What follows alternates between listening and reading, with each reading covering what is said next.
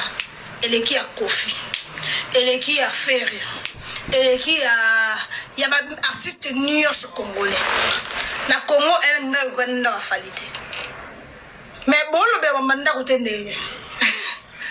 non, il m'a dit Alexandre Bongote. Maman n'a pas photo le bébé m'a musicien. Donc on Alexandre Nenguanate. Parce que ça fait plusieurs années au biso. To finga ba biso ba warrior pour na ndako ya leader na biso ya warrior suprême. Ya ba page na bino salité wana. Bozwa soki bus nini soki bobe na mona ni ba voiture minene nini botinda et au coin ni boso ya mur fali pour boloba ke ndako millionnaire ya boso na sentiment partager on na ba page. Mais là on pesi bino sko ndako solo bolo belate. Na ba page na bino bazo bona capacité te. En tout cas, fallait félicitations. Nous avons l'équipe de leader de Bissou. Nous avons fait les exhibitions Pongi. Et puis, si nous Kimia, nous avons Kimia Bongote. Nous avons une demi-parcelle, les artistes et Bino. Nous avons comparé. Nous avons artiste musicien et nous ascenseur na kati. Nous avons l'accès. Kofi na mon fleury abaksa azo baksora banda munda ko bina tine ndaku ezana tine la katsa ndako zangi forme apa somma le pango mususu ya sika banda otongo ndako mususu ya sika tia projet mususu lui non artiste rosa ne wete ndako désordre na ba musicien pesa na cité te moi demi parcelle la cité ba mir mo so yeneni non la maison d'un artiste doit être tout en marbre parce qu'en marbre on a des bijoux. Dans mon temps là, au Congo il y a des artistes et musiciens, oui, il a fallu pour passer à la maison et X. Comment on va c'est leur style. On a des styles hollywoodien, il peut un style français, on a un style belge, on a un style émirate et arabe, on a un style oui, c'est ça les maisons des stars.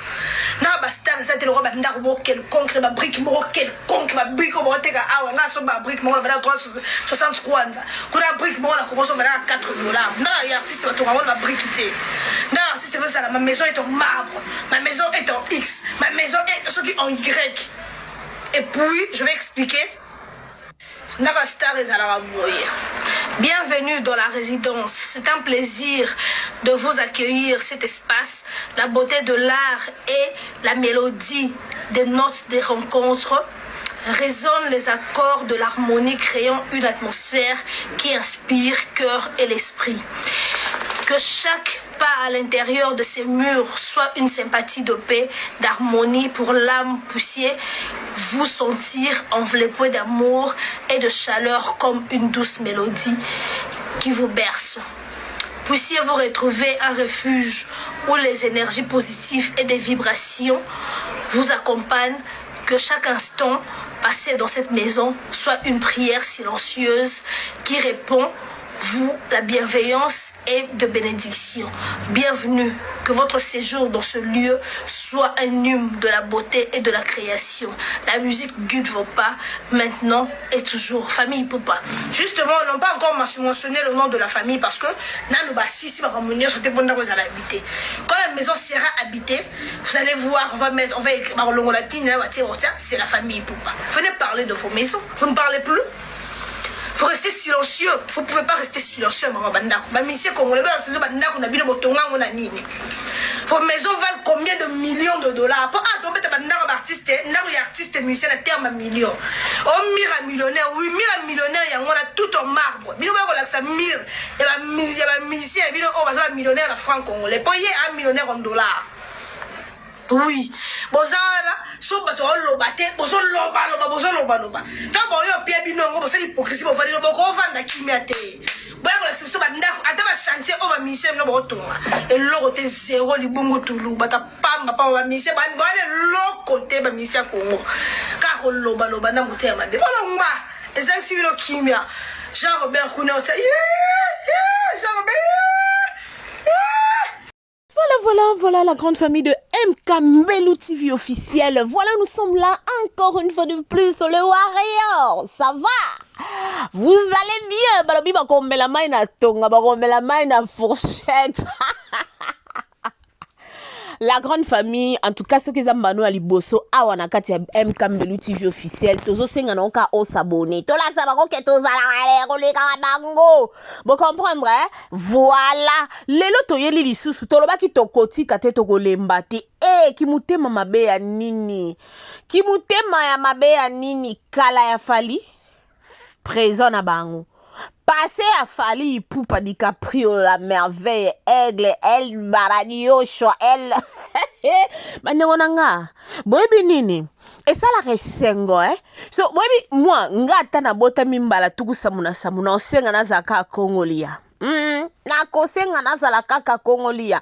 Lelo oyo tokomi omona, vous vous rappelez encore mutuka moko et tout takamira nanda na lupango wa Fali baluka neti na système moko ya ko dénigrer Fali Ipupa DiCaprio la merveille. Et lelo oyo bakomi susu ko changer maloba ka ndenge sœur Eunice Manyanga yemba ba bongo la maloba bakomo bongo la maloba ekomi o vanité de vanité, tout est vanité. Non onja tozawana en tout cas tokolobela ndako Fali lelo tina mira marbre mama nanga nzambe Yesu alola namona nanu te namona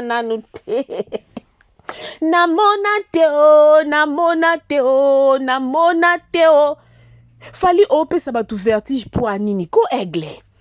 Et des points nino comment peut ça ba vieux mutu comme beta vieux comme ta la vieux colonne vieux kota me fleuve kuna mne boy biga vieux kuna kota mon fleuve dit oh petit bobu kakoto quoi bobu kakoto bo sala ngone tu moi boy tenga miso mupanzi okoto couleur o ekoba neti on fait dit moi yelo ko ça moi la grande famille de Fali ça va tout devoir et ça benanga boti kande masolo vanité de vanité, tout est vanité. Non toboite tout est vanité, mais tant toi na mokilio mutuka to tambwa nango bandaku to vandela ngo tangu bokenda ki kotinda mutuka soki ya musculé soki mutuka moko ya kindoki ekene ko tuta mura Fali Ipupa po boya boluka bo dénigrer artiste munene loko a DiCaprio ya mboka na biso wana bomona kiteke vanité de vanité, tout est vanité.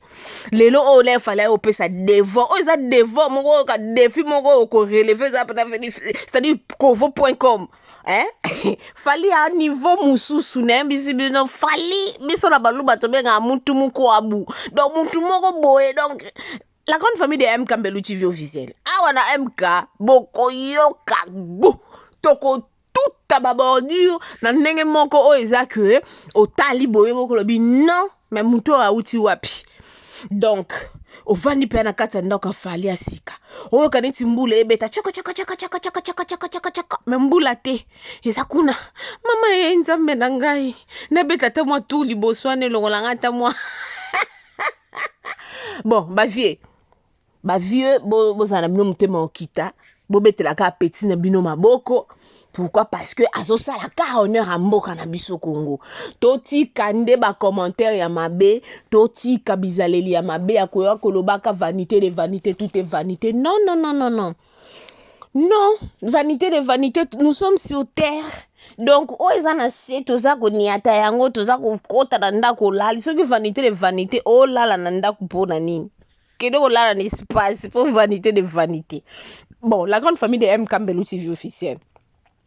Boti kapso la ba commentaire. Fali pena makambo sala. Est-ce que ça bien? To osa mabe. Boti ki la biso na ba commentaire. Ya boye penza tabino moko bobi ke na moni au palais royal. Oh non. Ba nanga boye na mona ngana ba période mo bona lo ba place en hotel na kenda ka ba côté moko boye na mona ba ndaku netia ba Fali boye koti boye.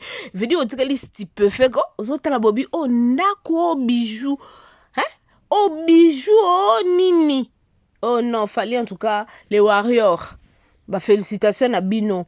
Bah félicitations penza balobi tozawana, tolembate, nous sommes là. Donc, la grande famille de MK Mbelu TV officiel, beau s'abonner massivement à MK Mbelu TV officiel. Yak minene zoya. Ya minene, tant que ya minene, c'est-à-dire ya minene zo, ya bobongamaka déjà, bobongamaka, serrez vos ceintures, ok? Voilà, abonnez-vous massivement, aimez, commentez, partagez le lien, ça nous fera énormément du plaisir. Fally Ipupa DiCaprio, la merveille, El Madi Yoshua, baboya, basambwa, bayoka douleur, le warrior toujours propre, soin tété. Nanenga mistrik.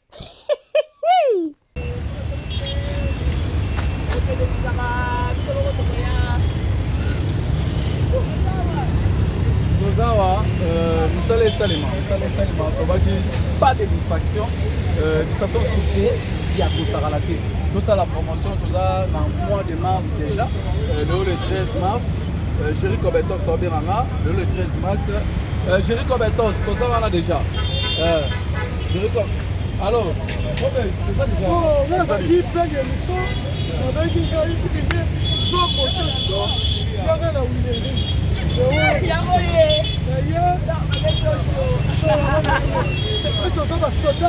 Ça va combien? Ça va Moussalara, boulot. Hey yeah! Depuis année bandi oningisi nzoto te tala occasion yango yo olata obima osepela na temple ya artiste ya grande renommée oyo yebana ezali showbiz yaka convivre pe kofete 7 ans ya Belleville TV oyo ezali cadeau signé Bellard Production andimi à offrir bino spectacle riche en couleurs le 29 mars oyo avec ba one man show oyo bakomema bino na niveau bolingaka bon retrouver ambiance bon retrouver bonne humeur oyo nanu bozwa quitté depuis début année avec ba one man show lokola décor ilonga Gladys Aïda, Maman Kalunga, Maman Moseka, Marie-Jeanne Bololé, Gesho Engange, sans oublier Yemoko Belleville Kandi, Akozalawana, Pona Kosepelisa bino. Yo muto tuninga droit d'entrée, et ezali na $10 ya pamba, $30 pona ba place VIP, gagner temps, yo muto lingozo habillé, benga na ba numéro oyo, okozala mobimba. Yo muto yebenanu, Carrefour pe temple ya bastar ya RDCT o ezali showbiz ezali na croisement ya ba avenue Colonel Munjiba na boulevard du 30 juin yaka awa o sepela o vivre ambiance oyo nano tikali ko vivre te le 29 mars oyo na showbiz nga na zanga te keyo oui na évité vidéo oyo ernime kokoma ekomela bino ezali mama Joséphine mama Zozo na yebi bino solution oyo ezali solution ya ba problème na biso yango eza nini ba problème na biso yango eza ba problème ya santé eza ba maladie oyo eza kati na biso ba maladie telle que diabète tension AVC prostate ba hernie ba maladie wana nyonso tout oyo ezo déranger biso ba ménopause mutu pasi maladie nini épilepsie maladie nyonso tout oyo ezo déranger ndeko na yo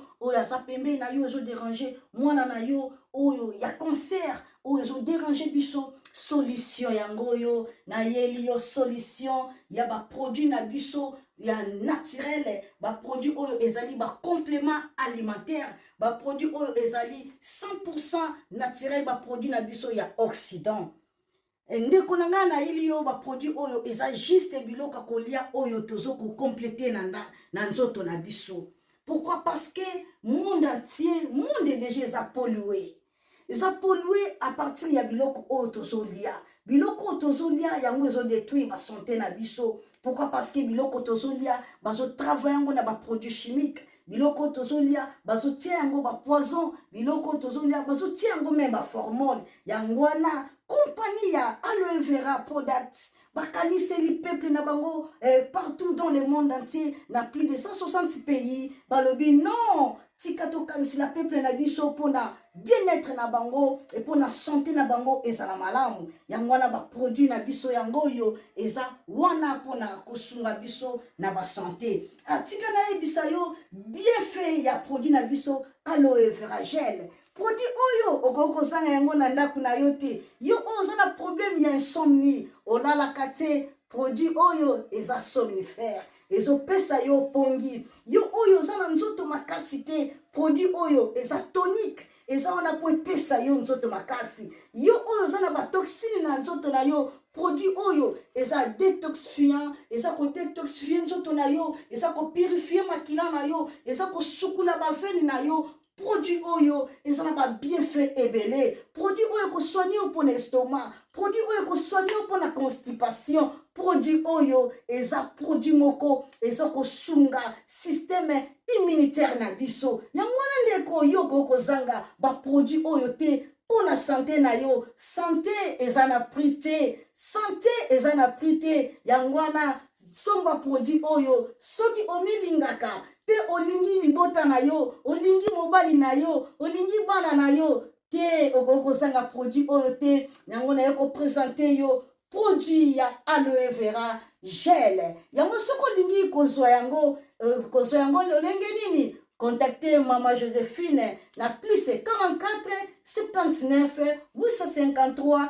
90 849 na balieli susu plus 44 79 853 90 849 tika nzambe apambola yo kozanga produit oyo te aloe vera gel.